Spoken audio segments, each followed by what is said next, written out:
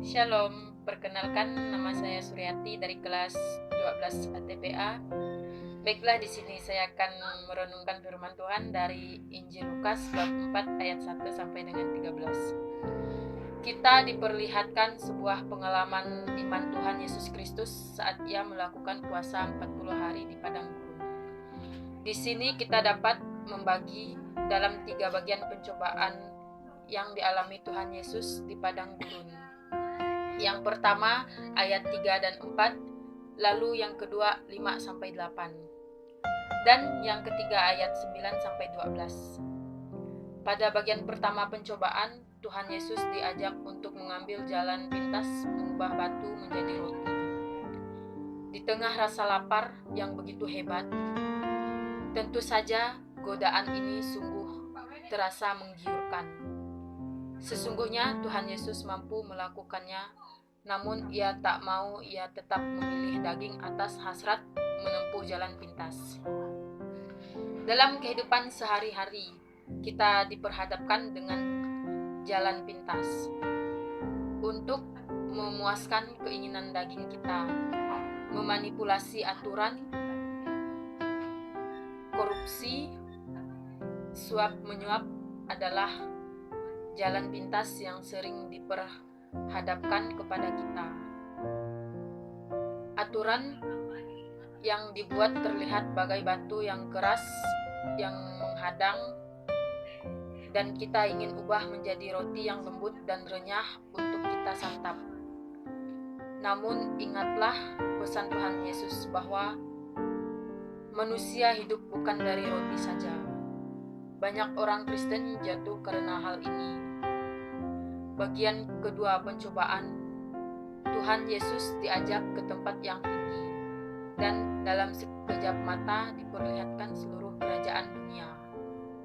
Dan iblis berkata, jika Tuhan Yesus mau menyembahnya, maka segala kekuasaan itu akan diberikan kepadanya. Jelas sekali dalam bagian ini berbicara tentang kekuasaan. Kekuasaan, jabatan, kedudukan adalah hal yang menggiurkan bagi kita. Bagaimana tidak? Dengan semua itu kita dapat melakukan apa yang kita ingin untuk memenuhi hasrat dan keinginan kita. Tak jarang kita mengambil jalan dengan menggadaikan iman kita dan menyembah ilah-ilah lain. Namun ingatlah pesan Tuhan kita. Ada tertulis, engkau harus menyembah Tuhan Allahmu, dan hanya kepada Dia sajalah engkau berbakti. Dan lagi bahwa tidak sedikit orang Kristen jatuh karena hal ini. Dan pada bagian ketiga, iblis membawa Tuhan Yesus ke hubungan bait Allah dan mengatakan, jika engkau anak Allah, jatuhkanlah dirimu dari sini ke bawah, sebab ada tertulis mengenai engkau. Ia akan memerintahkan malaikat-malaikatnya untuk melindungi engkau, dan mereka akan menatang engkau di atas tangannya supaya kakimu jangan terantuk kepada batu. Bagian ini berbicara tentang penyalahgunaan janji keselamatan yang Allah berikan. Keselamatan yang Allah berikan bukan untuk dicobai, meskipun Tuhan menjamin keselamatan umatnya. Bukan berarti dengan semaunya kita berbuat.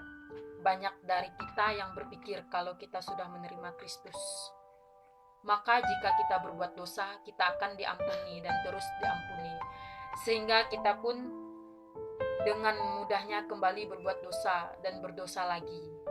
Untuk itu ingatlah pesan Tuhan kita, jangan engkau mencobai Tuhan Allahmu. Dan faktanya begitu banyak orang Kristen jatuh karena hal ini. Di samping 3 bagian di atas, kita dapat melihat bagian awal pasal ini, ayat 1 dan 2, di mana dijelaskan saat itu Tuhan Yesus baru saja kembali dari sungai Yordan atau menerima baptisan dan penuh dengan Roh Kudus. Kita pun sebagai orang Kristen yang telah dibaptis dalam nama Bapa, Putra, dan Roh Kudus, menjalani hidup kita bersama Roh Kudus. Namun sering kita tidak mendengarkan Roh Kudus, bahkan kita lebih sering mencobai diri kita sendiri. Berbeda dengan Tuhan Yesus yang mengikuti Roh Kudus untuk berpuasa melakukan kehendak Bapa. Ya, sekian hasil renungan dari saya. Shalom, terima kasih.